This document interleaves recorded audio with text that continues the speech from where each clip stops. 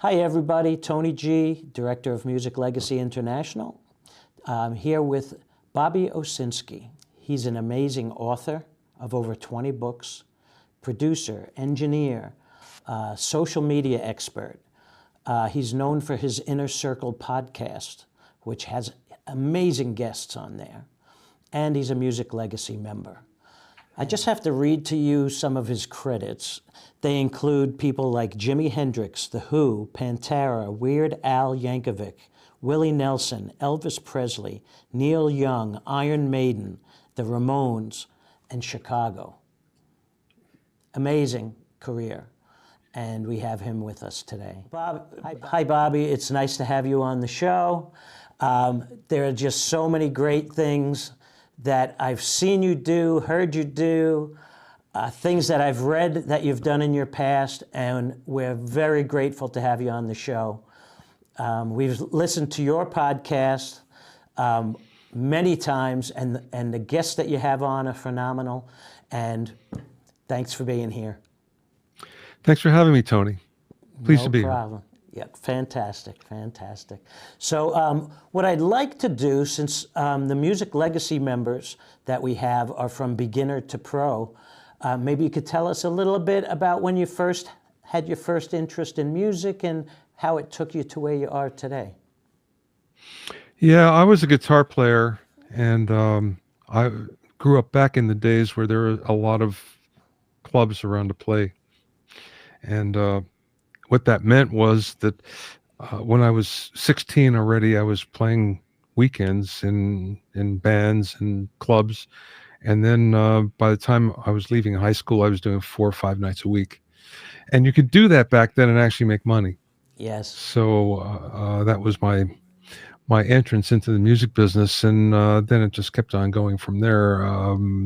Better bands, bands that were signed with record labels, and then major record labels, and it kind of rolled on from there. But I started in a very, very small town, small area, Minersville, Pennsylvania, 5,500 people, and there were still lots of places to play, believe it or not.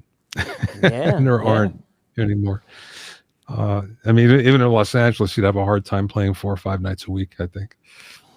It was a whole different world. Yeah, it was. And it's kind of a shame because it was the farm team. It's where you got your chops together.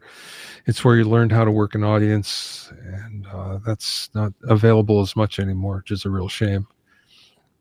Well, we hope to change that with Music Legacy because we have a lot of new venues that are opening up and we're connecting with them. And it'll be a little bit of a slow process to start, but we hope to bring the music business back to where it was. Yeah, that's good to hear. I mean, my heart goes out to club owners these days because it cannot be easy. Just between the gentrification of the places, the areas in the town that used to be fairly inexpensive, and what it costs in terms of labor and insurance. Insurance costs are just out of sight, so it's really difficult. It's crippling. My heart goes out to them. Yeah. Yep. All right, great. So now tell us when you first got started with the internet. That was still, the internet was fairly new, right? I started in pretty early. I have to admit, it was mostly a branding exercise for me in that I had already written books. And I wanted to get my name out there. And, the internet is, the more people see you, the more you build your authority. So that was the primary reason at first. And it's the reason for the blogs, for instance, and then eventually the podcast. But yeah, that was the whole thing. And mission accomplished. It sort of worked. Absolutely. Yeah. It did it was actually great. I've actually been on quite a few of your free offers. This is one of the best tools to have, the Mixing Engineer's Handbook. And then these new books that you've been coming out, these little smaller pamphlet type books. tell us a little about that and the different ones that you have and how they can help. Well, I've written a lot of books, 28, 29, not all in the music business. Um, but what started to happen for me was, I began to think, okay, spend a lot of time on a book, and I write books for a reason. It's not to make money. It's as a historian, really, a musical historian, because I want to preserve the techniques that we know about, but may, dissolve into the ether here unless someone keeps them alive. Yeah, So I've that's why I interview people, and I include the interviews in most of the books anyway. But that being said,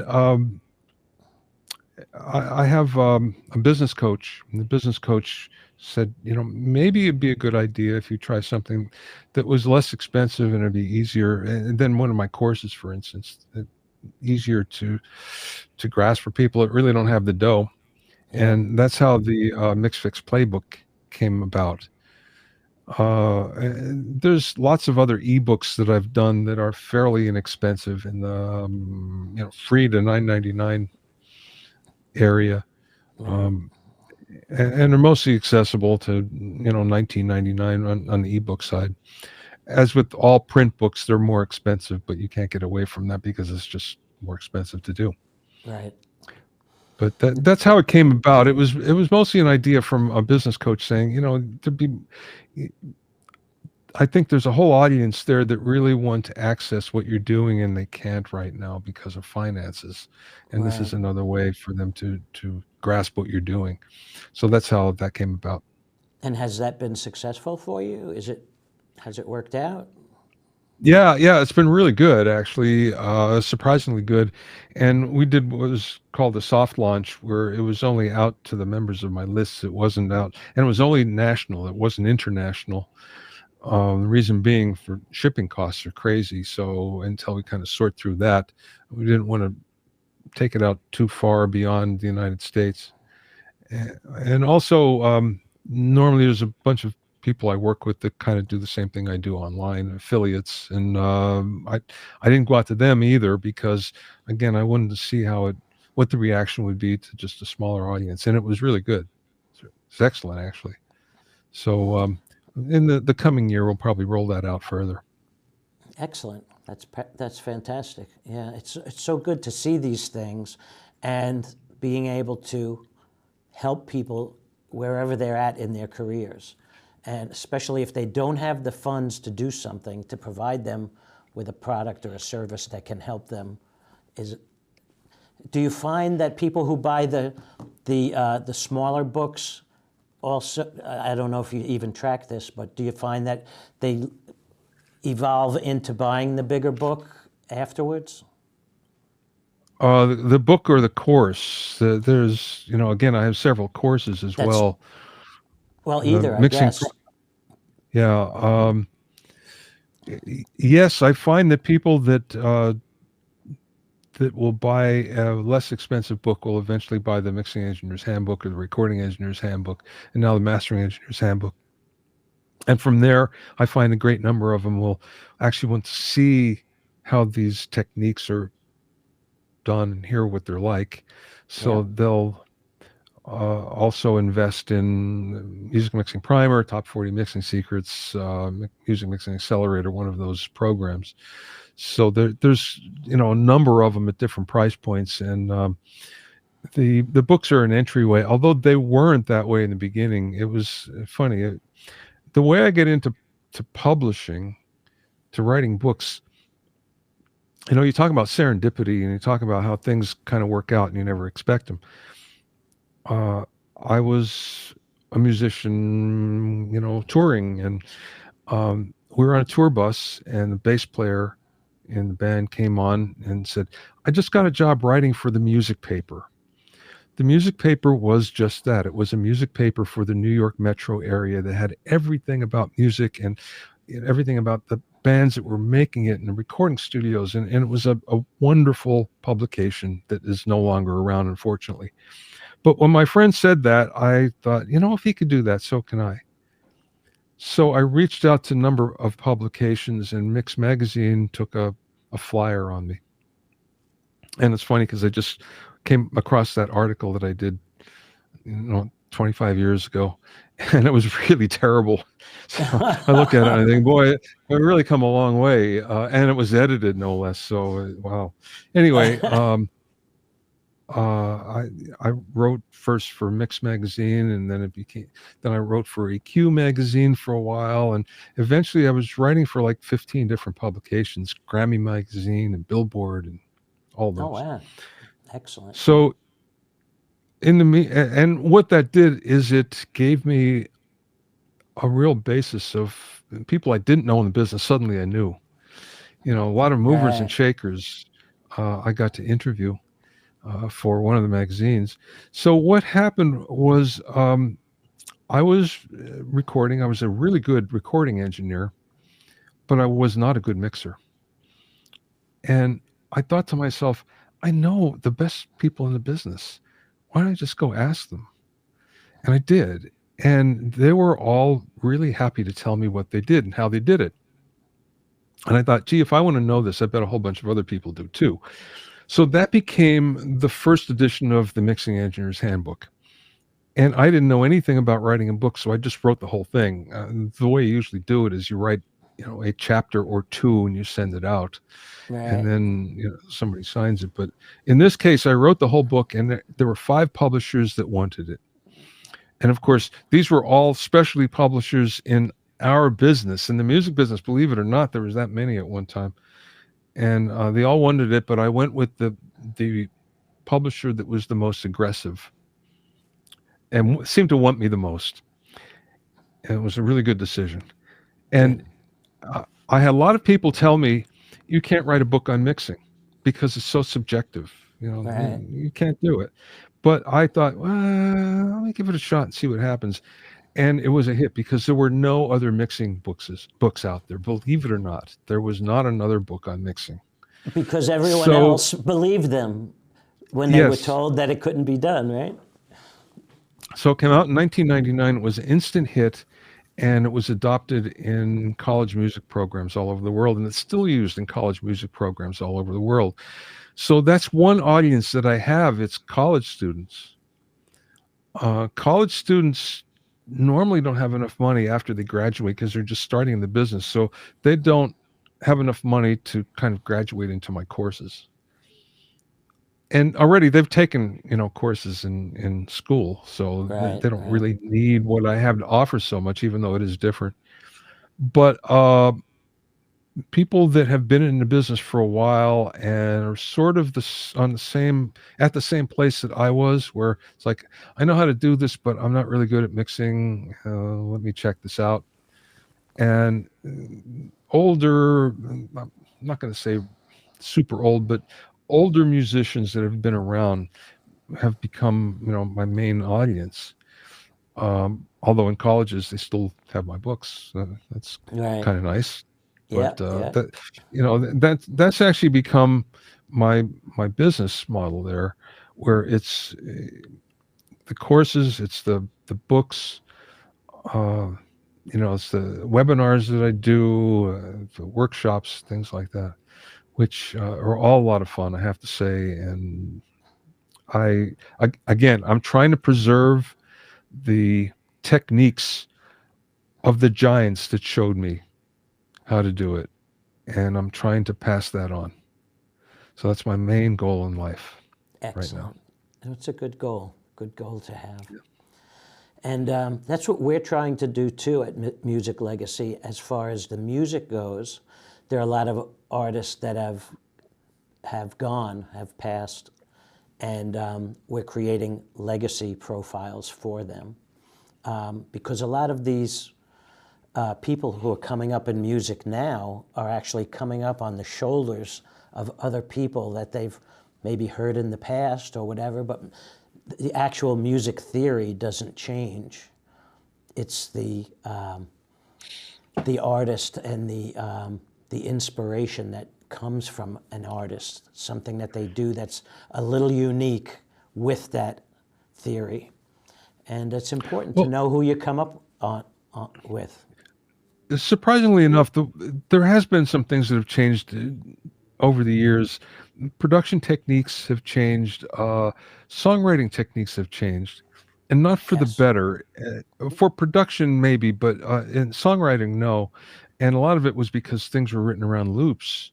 So you're basically stuck in that one chord phrase, and that does not help writing. What you have to do in order to make it interesting is to really overproduce it, produce a song. And we're in that realm for quite a while. I'd say 5 years, and now I feel like we're coming out of it. We're starting to see songs with bridges. We're Yeah. seeing songs with intros and outros where you didn't have that for a few years. We're hearing songs that are more open and are, I don't want to say less produced, but less dense is the best way I can put it. So everything cycles, and I think we're coming back into a good cycle. Yeah, I think a lot of things are changing, and Yeah. we want to be a part of that. And you are definitely already a part of that, because I can't imagine how many people have benefited from the products and the services that you provide for people in the industry. It's fantastic. Well, thank you. Thank you. Yeah, Let me I know. have an EQ challenge coming up that starts on March 3rd. I'm repeating what was very successful last year. It was a mixing EQ challenge. And this is coming up on March 3rd, 3rd, 4th, and 5th. It's 3 days. And each day we focus in on a different EQ technique. And you're able to share it both with the crowd and also the people that have uh, subscribed to this. It's free, by the way. And also, you have the chance for me to critique your mix, which a lot of people like. Uh, but we did this last year, and it was really successful. Everybody liked it a lot, mostly because of the interaction. There's a lot of interaction that you get, but there's every day a brand new EQ technique, something that you can use immediately. And that means as soon as you hear it, you can take it to your mix and use it. And you're going to find it's really going to help. If you have any kind of questions about equalization during mixing, this is going to tell you not only how to do it, but why. And the why is the most important, because then you can adapt it to any situation. So that's my mixing EQ challenge starting on March 3rd. It's 3 days, it's for free. Thank you, Bobby. I appreciate it. And I hope that maybe we could discuss some future things that we could do together. Sure. I have quite a few things coming up. There'll be events, and in the platform, we will actually be able to create, I started to tell you this before, but you'll be able to have like a group where if you wanted to do or have a pre-recorded one of your free offers that you've done in the past in there, or several different little things so that they get to know who you are, what you do, and then in that timeline that we have, you can announce these different events that you have. I think would be a great thing. I know we're Sure. small right now, but we're moving forward fast. We've got a lot of great people backing us, and you'll see some big things coming up in the next few weeks to months. Great. Well, I hope you whichever way I can. All right, beautiful. Thank you so much, Bobby. I appreciate you being on the podcast. My pleasure, Tony. Take care. All right, you too. Thanks so much. There's going to be a new Bobby Owsinski free event where you could learn more about EQ in the music industry, how to EQ your music. His stuff is really great. It's helped me a lot in my recordings, and I'm confident it could help you as well, no matter what level that you're at. So check it out. Thanks for being here.